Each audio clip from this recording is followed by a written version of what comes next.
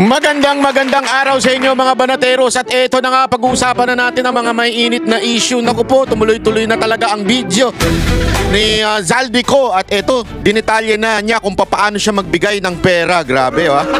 Gago! Hindi kasi mga kababayan, matindi ho itong revelasyon nito, ha? Talagang detalyado.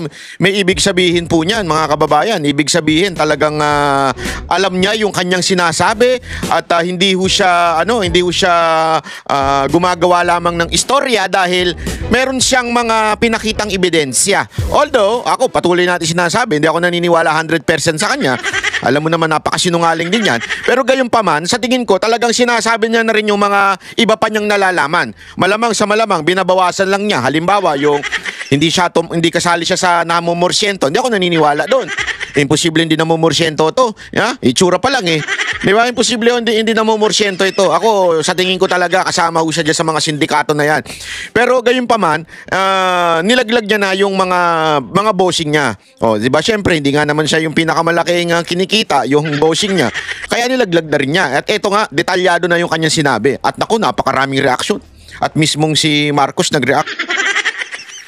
Mismong si Marcos nag-react dito kay Zaldico. Yan ang ating papanoorin unya-unya. Pero bago yan, syempre, panoorin na muna natin yung mismong detalye ng akusasyon ni Zaldico. Okay, detalye na natin. Pero bago po mangyari ang mga ganyang klaseng usapan, ulitin lang po natin mga kababayan, baka naman pwede mag-subscribe na po kayo kasi sa mga nanonood, 52% hindi nakasubscribe. Pero alam nyo nakita ko yung statistics medyo umaangat na po ito. Marami na po ang nanonood na nakasubscribe. Pero kung maaari pa, yung iba pa, yung remaining na nanonood, baka naman pwede tayo mag-subscribe. Okay. Ito na nga, pag-usapan na po natin yung papalabasin ng administrasyon na ako ay isang terorista sa loob at labas ng Pilipinas. Nako. Di ba? Di na karma ka. Hindi, kasi ganyan naman din ang ginawa nyo kay doon kay Tebes, di ba? Basta kaaway ninyo, nung panahon ninyo, na nakaupo kayo, kung ano-ano mga niyayari ninyo. Kaya hindi rin ako naniniwala dito sa ulol na to Sa dami, sorry. Sa dami-dami naman ng mga akusasyon at ginawa niya noon. Ngayon, parang siya na ang pinaka kaawa-awa. Sorry, pasensya ka na, Zaldico. May punto yung sinasabi mo. Kasi style nyo yan Alam niya. Style nila yan noon Basta kaaway, ginagawang terorista. Basta kaaway kung ano akusasyon ng ginagawa ninyo. Kasama ka niya noon. Kaya alam mo yan. Kasama siya dyan na yung kampo nila noon ni Romualdez. Kasama sila dyan Ngayon, ayan, di nakarma ka ngayon. Tuloy. Para mailibing ako kasama ang katotohanan. Nako? Kahit saan man ako pumunta. Nako po? Sinabi na agad sa akin ni Speaker Romualdez na kailangan ko makapag-deliver ng 2 billion pesos kada buwan. Nako? Para sa pagdi-deliver ng Grabe 2 billion Imagine niyo yun. That's thousands of millions.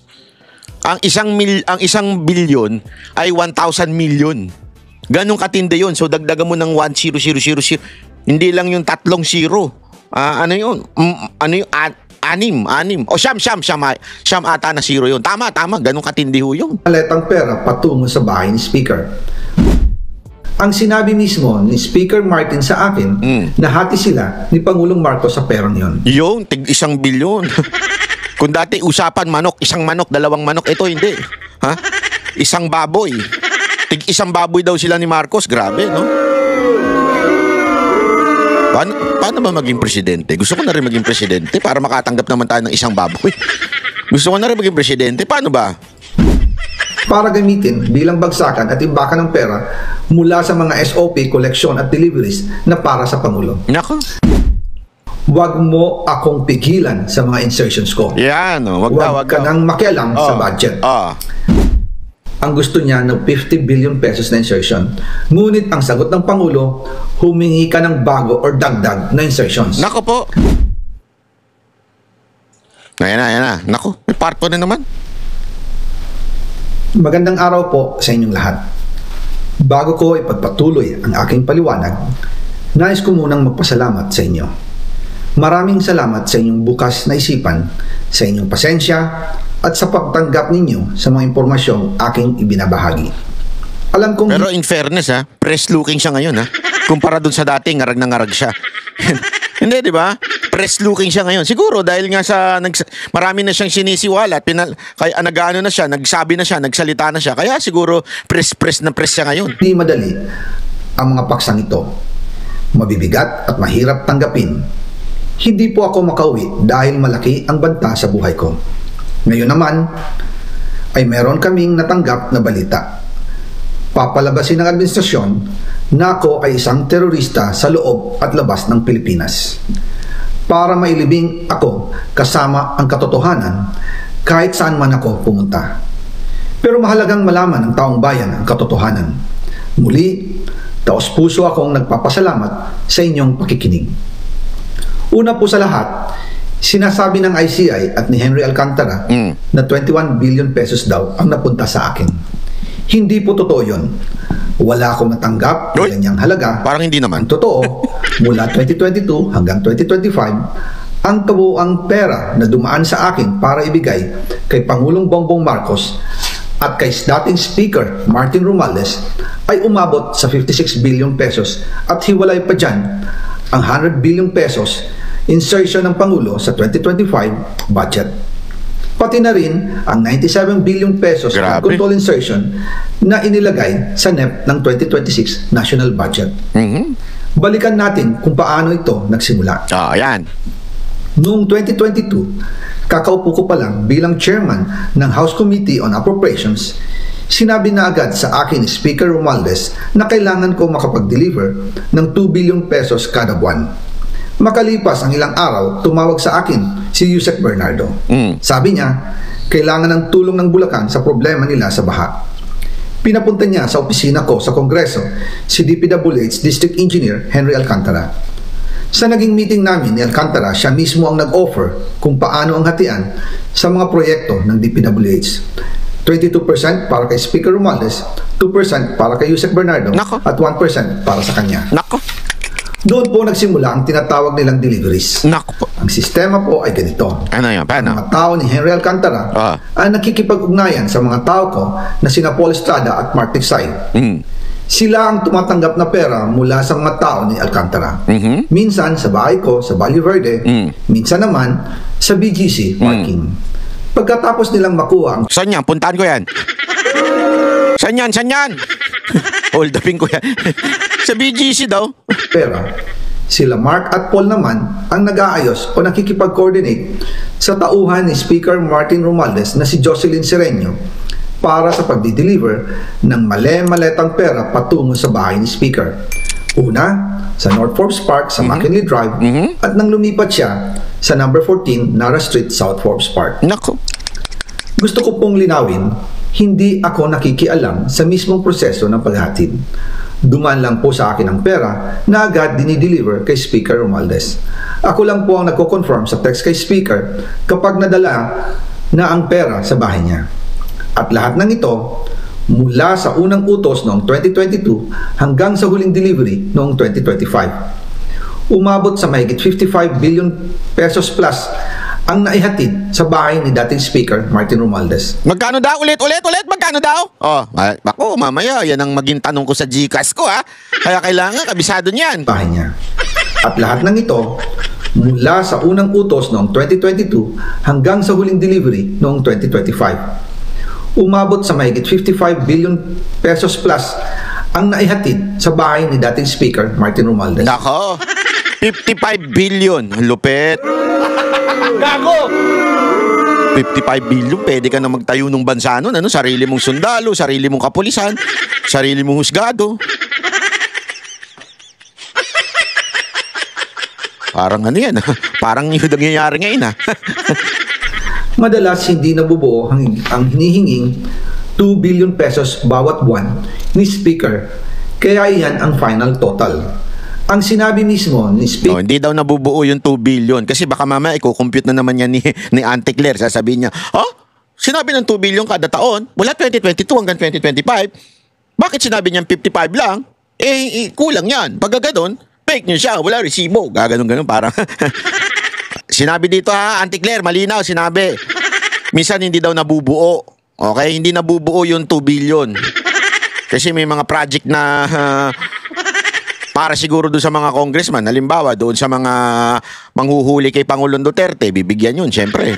Ilang billion din yun. Yung para kidnapin si Pangulong Duterte, tapos siguro para i-push yung impeachment. Kaya hindi nabubuo siguro yung 2 billion. Di ba? Tarantado lang, no? Sir Martin, sa akin, nahati sila ni Pangulong Marcos sa perang yon. Hati daw sila doon sa 55 billion. Hindi naman pala malaki, Banat Bay. Hindi naman malaki. 25 lang billion lang ang nakinita na. Ang lupit, ano? Ang listahan ng mga deliveries na ito, kung kailan, magkano, at saan dinala, ilalabas ko po kasabay ng video na ito. Nako, ayan na.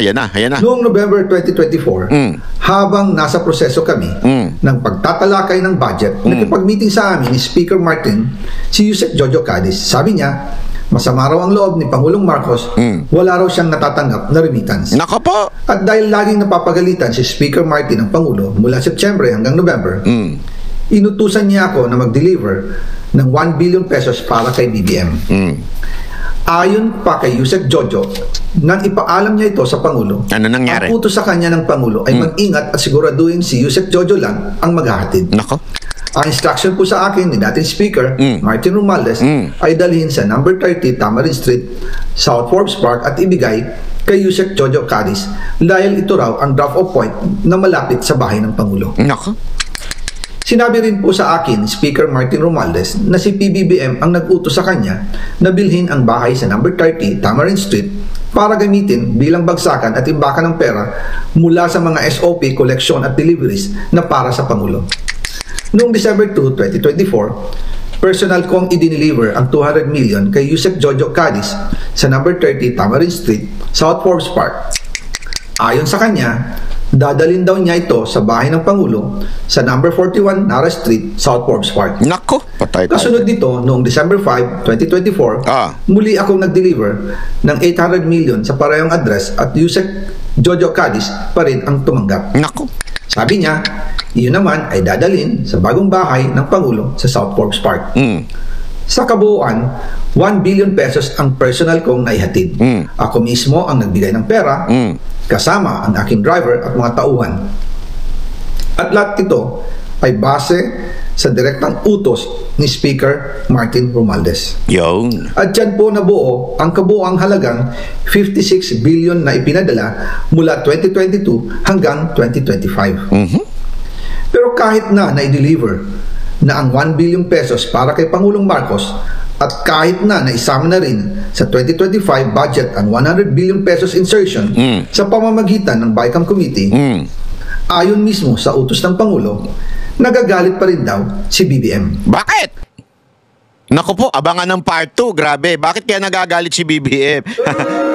Kasi siguro naliliitan. Paano namin mababawi yung nawala sa amin, yung kinuha ng mga Aquino sa amin noon?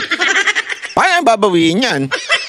Baka ganun. Hindi ko alam. Tanong ko lang naman yun. Sa tingin ko, iniisip niya paano babawiin. Patapos na yung termino niya. Kailangan mabawi na nila yung yung nakakuha sa kanila noon, di ba? Kaya ganyan. Nako po, matindi ho ito. May abangan nyo po yung part 2, ha? Kaya nakaka-excite, Sabi nung iba, bakit di pa kasi buuin? Hindi, kasi may mga nagaganyan, May nababasa ako. Bakit di pa kasi buuin? Bakit pinapatsi-patsi pa? Pinapadrama-drama pa? Hindi ho, hindi ganon. Kaya pinapatsi-patsi. Sa tingin ko lang, ito opinion ko lang naman to bilang isang mamamayang Pilipino. Parang ganito, Hindi naman pwedeng ipakain mo yung breakfast, lunch at saka dinner ang sabay-sabay. Tama, mali? Hindi pwedeng ganun. Breakfast, lunch, dinner, sabay-sabay mo yung pakakain sa tao. Sabi mo, yan kumain ka na. Ibig sabihin niya, hindi ka nakakain buong araw. Hindi pwedeng gayon yun. Una, maraming dahilan. Siyempre, kailangan mo ng energy all throughout the day. But isang pinakamatinding dahilan yan, kasi minsan, hindi nakakayanin. Di ba? I mean, hindi pwedeng, hindi kakayanin yung mga impormasyon kung ito'y sabay-sabay. Kailangan mahimay yung impormasyon. Kasi ito pa nga lang, apakarami ng impormasyon dito Yung hinihingi na 2 billion, yung total na nakuha ni Romualdez na 55, di ba? Di umano, according to saldi ko, masyado ng maraming impormasyon. Alam naman ng mga Pilipino, hindi kayang nguyain ng sabay-sabay. So kailangan pag-usapan unti-unti yung at nandiyan din, 'di ba, yung mismong address.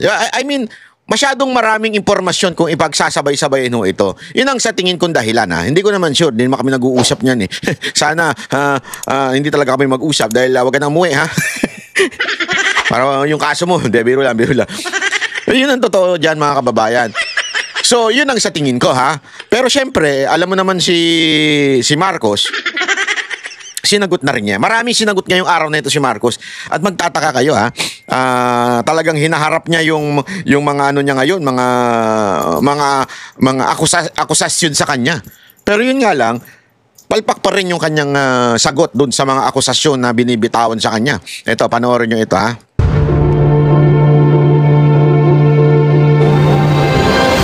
Magandang gabi po, Luzon, Visayas at Mindanao. Sinagot na ni Pangulong Bongbong Marcos ang mga akusasyon ng kanyang kapatid na si Senadora Amy Marcos na nagdodroga umano siya, pati ang First Lady at kanilang mga anak. Sabi ng Pangulo, hindi niya kapatid ang nakita ng publiko sa TV. Sabay-sabing nag-aalala siya sa lagay nito. Mabilis na hirit ang Senadora, patunayang mali siya. Yun. Kaugnay naman sa mga bagong aligasyon ni dating Congressman Zaldico, hinamon siya ng Pangulo na Yun mga kababayan eh. Yun mga kababayan. Ha? I mean, patunayan mo, prove me wrong. Ha? Prove me wrong. Ang dali naman eh. Diba? Although I do not agree na kailangan ako. Para sa akin, hindi ko na kailangan ng drug test ni Marcos para maniwala ako sa sinabi ni Senator Amy. Kasi they can do anything eh. They can do everything pala. They can do everything para magkaroon ng negative eh. Kahit hair follicle pa yan, kaya nilang magikin yan. Eh yun yung election, kaya nila magikin eh. Yan pa kaya. Hindi, imagine niyo yun mga kababayan. Kaya ako, hindi ako, although maraming nananawagan na hair follicle, pero ako, hindi ako solve dyan. Walang kwenta yung hair follicle na yan. Mamaya, ano pa nga, sa tingin ko, huwag nyo na i-push. Mamaya magpa-hair follicle yan, lumabas dyan, negative. Eh di, ipagmamalaki pa nila. Pero ang dali lang kasing gawin nun eh. Tangina, ako yan. O, presidente ko, laki-laki ng pera ko. O. Sabihan mo lang yung ano dyan eh. Ano gusto mo? Ha? Ano yung maggagawa ng resulta? Ano gusto mo? Bigay ko sa'yo lahat. O, plus 1 billion. Lagay mo lang dyan negative. Kaya, ang daling gawin noon. Bakit mo pa paniniwalaan yung they can do everything? They have the money, they have the power. Pag tumanggi, tatanggi ka? May gusto mong gawin namin yung ginawa kaya, no? Ganun, di ba? Kaya ano yung kalokohan niyan? Pasensya na kung tatablayin ko yung mga humihingi ng hair follicle. Hindi ko kailangan yan. Ngayon, dito sa sagutan ni Marcos at saka ni Amy, na sinasabi niya nga, prove me wrong, sabi ni Senator Amy, yun lang naman yun eh. Ang simple-simple eh. Prove me wrong. Sabihin mo sa akin. Kasi ito ang matindi dito eh. Ang daming sinasabi ni Marcos, pero hindi niya sinagot ni isang akusasyon sa kanya. Kaya, eto, panoorin nyo. Tuloy natin. uwi at harapin ang mga kaso. Nakatutok si Ivan Mayrina. The lady that you see talking on TV is not my sister. Oh, AI daw. Hindi daw niya sister yun, AI. It's either AI yun or impersonator. Diba? Bukas na bukas din, naglalabas si Auntie Claire, sasabihin niya, that's AI. The president. Kasi sabi dito, that's not my sister. Eh, alam mo naman to si Auntie Claire.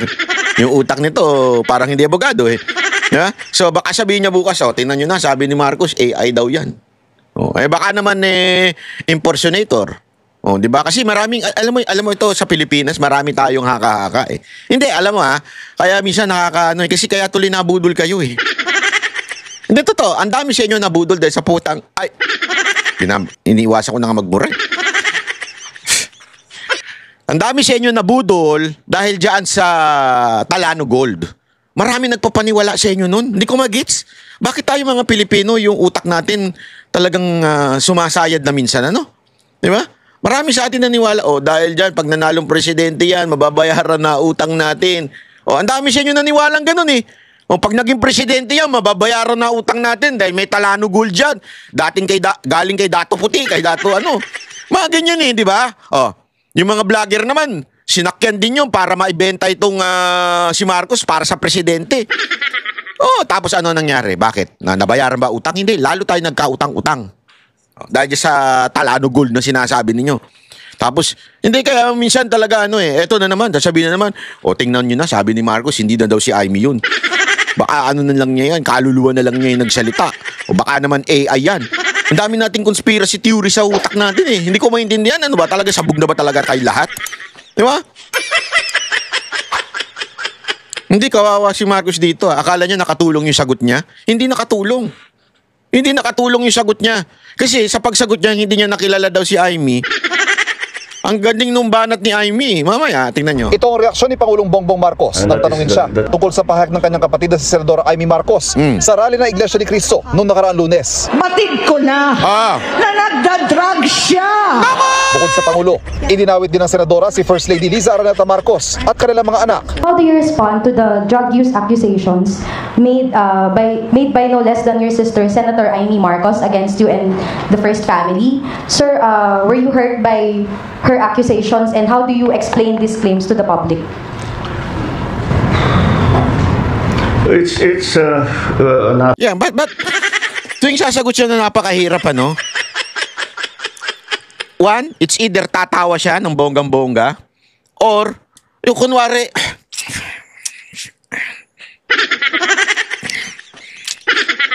ang daling sagutin eh. It's not true. Ganun lang, ikilang... Ano ka, napuposes? Zombie? Kailangan pa mag-aanarting ganun? Di ba? Tinan nyo, nag-iinarte pa ito eh. By her accusations, and how do you explain these claims to the public? it's Para magmukhang matalino. Kumagano. Adiri talaga itong... Ewan ko sa inyo kung bakit ganito presidente nyo. Oh, tingnan mo. By her accusations, and how do may pagbuga pa ng bibig eh. you explain these claims to the public? Alam, nakakaloko siya. Akala niya nakakaloko siya sa ganun eh. Sus! Sus! Akala mo talaga nakakaloko ka. Banat ba? May anak ka na daw. Kasi mga fake news vlogger na mga tanso eh.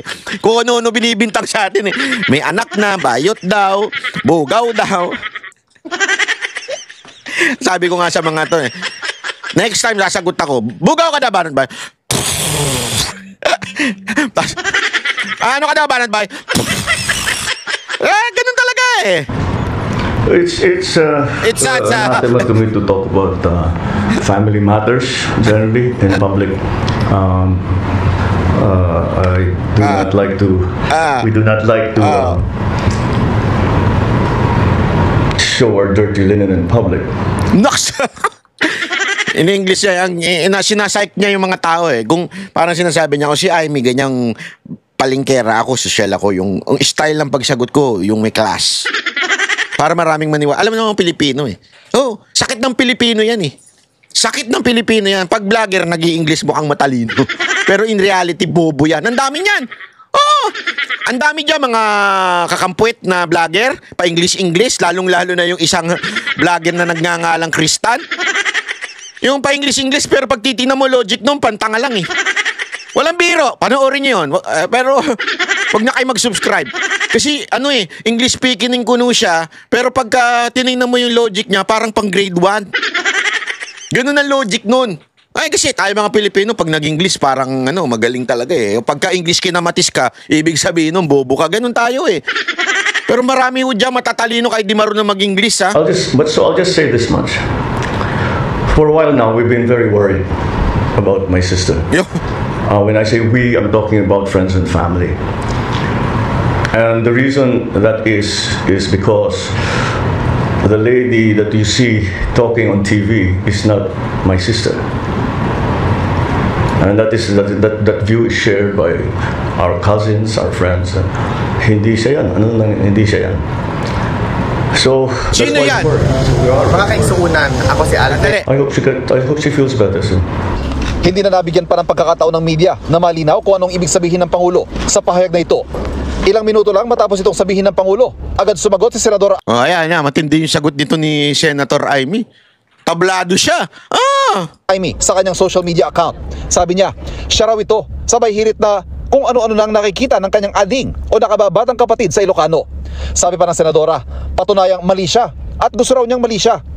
Nang tanungin kung nagkausap na sila magkapatid, sinabi ng Pangulo na magkaiba na raw sila ng ginagalawang mundo, political man o personal. May hamon naman ang Ay, nako, sabi ko sa inyo.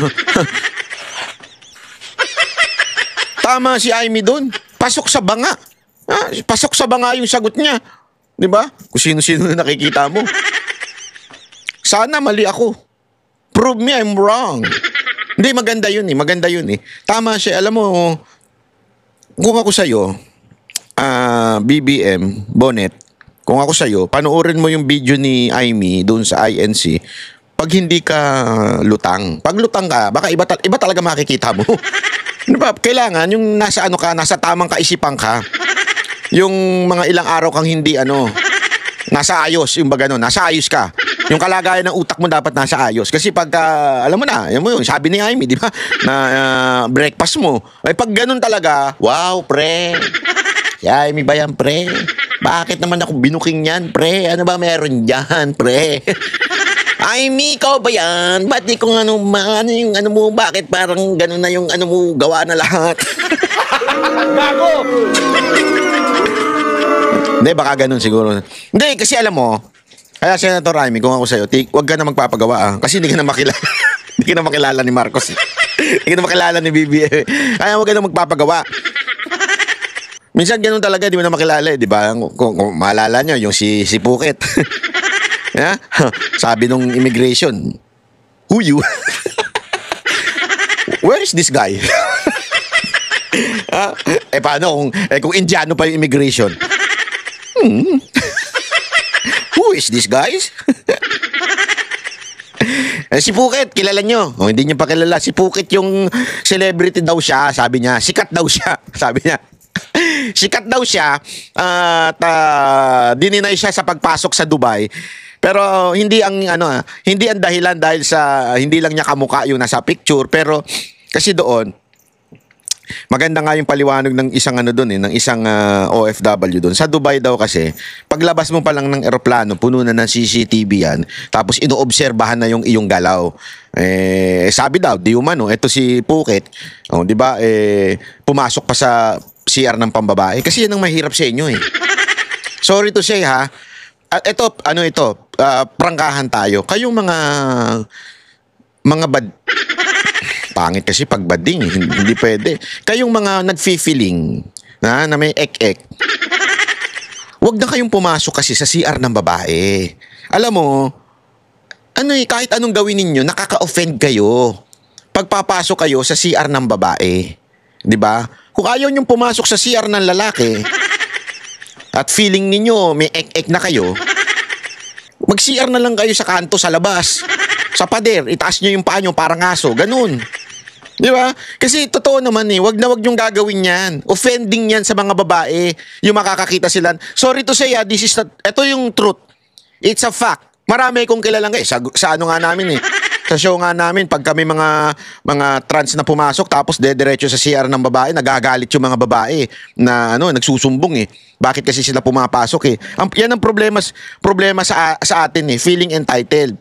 Na nagbago ka lang, nag-makeup ka lang, babae ka lang, papasok ka ngayon sa ng babae. Yun daw ang dahilan, sabi nung kasama mismo ni Phuket, yun daw ang dahilan kung bakit hindi pinapasok o pina-A to A si yung Phuket na yun.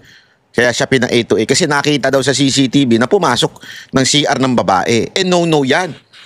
No yan sa ibang bansa. Kung dito, minsan napapagbigyan pa kayo Pero no yan. No yan sa ibang bansa, lalong-lalo na Middle East. Tapos ang ingay-ingay pa daw. Minsan sabi ko nga sa inyo, kahit ano pang suot na Dior niyan. Alam niyo yung Dior? Yung Dior, si Dior. Hindi, Christian Dior, ganon. O kaya Louis Vuitton. O Hermes. Sorry, Hermes tuloy. Kahit Hermes. Kahit ano pang suot mo ng ganyan, yung class, hindi yan nabibili. Paglabas pa lang daw ng eroplano, ingay na ang ingay na daw. Kasi yan ang problema sa ating mga Pilipino kanina. Nagkape ako. Ito, walang biro ito Nagkape ako. May bidabidang bakla doon ang ingay sa loob ng kapihan. Gusto ko nang sitahin eh. Sa totoo lang, gusto ko nang sitahin eh. Bakit ang ingay mo? Ano ba? Kulang ka ba sa pansin? Hindi ba pwedeng yung... Hindi ko naman sinabing huwag kayo mag-usap. Pwede ba kayo mag-usap pero yung mahina lang?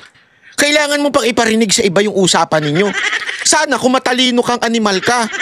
Ang bobo ng logic mo eh. Oh, alam mo bakit? Ipinasok niya yung politika. Ano ito, may pagkakakampuit. Tapos ang ingay-ingay niya as if, alam mo yun, as if tama yung mga logic niya. Hindi, sabihin na natin, maybe I do not agree with you. I really do not agree with you. Pero pwede bang hinaan mo yung boses mo? Kahit ano pa topic mo, pangit yung bunganga mo. Ingay-ingay yung mga kayo, kaya kayo kaya kayo, di ba para siya sabi na nadidiscriminate. Hindi, nadidiscriminate kayo dahil sa ugali ninyo. Yan ang katotohanan ha. Pasensya na kayo ha. Marami akong kaibigang LGBTQRSTYUZ. Matitino naman eh. Di ba? Pero minsan talagang meron lang na galing palengke. Ganun daw yung nangyari kay Pukit. Yun ang sabi nung kaibigan ni Pukit. Ang ingay daw eh. Kaya tuloy naririnig na ng buong na napapareact na yung tao. Kaya tuloy na A to A. Ba't ko ba kinikwento ito? Hindi ko rin alam. Pero sinasabi ko lang sa inyo, pag kayo nagpunta ng ibang bansa, huwag kayong maingay. Huwag niyong dalhin yung pag-injolog ninyo.